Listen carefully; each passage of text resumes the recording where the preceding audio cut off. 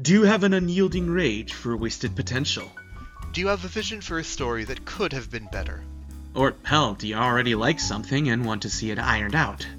Do you have 20 minutes? Well, for whatever reason you're here for, welcome to Double Draft. I'm Muse. I'm Mask. Here we like to take a look at stories and ask, what if there was a second draft? What would it look like if the bugs were ironed out? Indeed. Also, do you get it? You get it? Because Double Draft? Because it's the second draft and then there's two of us and, Yes, I believe they understand. God, I sure hope they do. Otherwise, this is going to get really confusing. Well, regardless, what we aim to achieve with this channel is to basically monetize our fan fiction. The nuances and processes behind storytelling are complicated. Are we saying this is what they should have done? That if our advice was followed, the stories would have been 10 out of 10? Absolutely! No. With release schedules, genre conventions, executive orders, these second drafts would probably be unviable. But for fun, let's do it anyway. Yes! Imagine a world without limitations and capitalism! Profit motives, we can't afford to get political. And neither can you. No, seriously. I'm gonna delete comments that get too rowdy. We may respect the fact that you have an opinion, but it will not be tolerated. Queer rights! That's not an electric guitar. Why did you even... American dream! Anyway, please, make no mistakes. The stories we'll be tackling we love and hold dearly. This is not an attack on these mediums. They're just asking the question, what if? And no more is true than with our first story. Drum roll, please. Dude, it's a guitar, the hell? Not you, the editor. I am the editor! Future you, then! You got it, fam. Seriously, what the hell is past me's problem? Insert drum roll here. My Hero Academia. Now, hold your pitchforks at bay. Don't worry, we'll be passing out torches after the show. Remember, we just said that we love this show, like, a minute ago. So please understand that our gripes with this show doesn't mean we think the show is bad. A teacher doesn't, or at least shouldn't, hate their student for getting an F on a few subjects. Their job is to improve until they reach their full potential. So, getting started on the problems present in My Hero Academia. The first one we'd like to address is a lack of theming, or put better, a lack of attention to the theme. My Hero Academia covers a number of different topics, but the one it tries to focus on at the end of the story doesn't get the attention it really deserves. That being society, specifically its complacency. I mean, Shigaraki's entire thing was that if he just had one person care enough to frickin' look at him, he might have not turned out the way he did. Well, sort of. Not yet, buddy, not yet. So, MHA themes are varied. Society's complacency is generally the big one by the end of it. Of course, MHA talks about other things like what it means to be a hero, the impact of fame, discrimination, corruption. But all of these problems are exacerbated by people expecting heroes to solve these problems. However, My Hero Academia suffers from a lack of proper build-up. A good example would be the heteromorph discrimination arc with Shoji. It's an amazing endpoint that came out of complete nowhere with next to no build-up. Now, there was technically, if you squint, build-up. The Creature Rejection Clan. You know, those guys. With the skull masks. The black outfits, their cult stuff. The League of Villains killed them one time.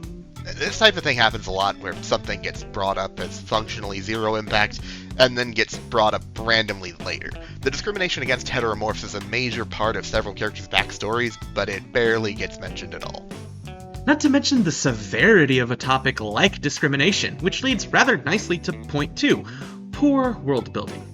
Have you ever thought about how strange it is that Midoriya, a kid with a medical record saying he doesn't have a quirk, never really gets bothered or questioned about suddenly having one in his teenage years? And don't forget, Deku's doc dares to deliver aid to that ding-dang dastardly demon lord! So why the hell is that ding-dang doc daring to keep his mouth shut? It's a nitpick, it was one day a number of years ago, but it's still a sign of bigger problems. Quirk singularity theory as a concept is a strange, out-of-place puzzle that felt like it was trying too hard to make All For One and his doctor, sorry, can't swear yet, otherwise we're dead before we hit the ground, more relevant for no real reason. Or how about giving depth to the discrimination of heteromorphs instead of just, they're all discriminated against, I guess, or... Point being, a lot of things brought up in MHA aren't fully explored by the narrative. So for our second draft of the story, we'll be giving more attention to those things. And even if you disagree that they need attention, the original still exists, so why not? Indeed. A reoccurring problem within My Hero Academia is a lack of breathing room. So many things are neutered because it wants to do so much in so little time. This isn't One Piece or something, which, by the way, did you know that Season 1 is finally ending? Come on, gang, catch up! Enjoy 1,145 episodes! With that handled, let's move on to the third issue at hand. Wasted character... Wait, what's that sound? It's my boss music! Listen up, people of many walks or sits. I have the biggest bone to pick with all for one! No, your blood pressure. Okay, look, when we first meet him, he's cool. There's something interesting about him, right? I mean, he's the leader of the League of Villains, All Might's greatest threat of all time. The man blew a hole through the #1 hero! And in the early seasons, he's great. Cunning, sassy, manipulative, heartbreaking, cruel. That's wonderful.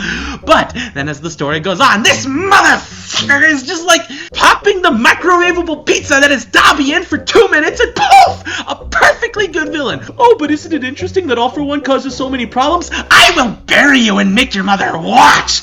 Dobby was interesting because he was driven to madness by the zealotry imposed on him by his father, a testament to Endeavor's failings. But because All for One is a part of his backstory, it neuters the interesting aspects of what turned Dobby into a villain by giving him a way out. He never fell tragically. He was just given the push by All for One. And another thing, this motherfucker proceeds to hijack all the glory from Shiggy a whole season and a half! And then just when you think, okay, at least Bakugo got him, now we can have Shigaraki back in the spotlight where he belongs. No! We just have to have All for One completely neuter Shiggy for no reason. Just, oh, I caused all your life problems. Why? So you're telling me that instead of having complex motivations for our main villain that provides a unique perspective on the world, that challenges the heroes so that they may grow and change society for the better, it instead becomes, oh, if you just punch one guy hard enough, then everything is fine. Again, like you son of a... Hey, Muse, quick question. What's your heart rate currently? 182. Why? Anyway! Hey, I think the hospital has some garlic bread. Really? You think that because I'm Ace, I'm gonna fall for the... Well, nice to see that he's got so much energy. Saves me calling an ambulance.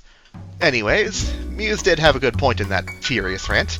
All for One is a cool villain, but the story exaggerates him to such a point that he's the cause of every problem. It lessens or invalidates the circumstances that created these villains, because they were all caused by one guy. It's not a matter of trying to change society for the better, it's a matter of getting rid of the one bad guy causing every problem. And this problem isn't All for Ones alone. So many characters don't get the love they deserve. And tragically, it lessens the ending of My Hero Academia, where the true message is that we're all the greatest heroes. Because the story showed Deku, Bakugo, and Todoroki, and strangely enough, Endeavor for a while, as the ones who should be praised, while characters like Momo are... doing what? Exactly. I mean, seriously, when's the last time you remember Ojiro doing something useful or cool? Hopefully we can iron out these problems in a second draft.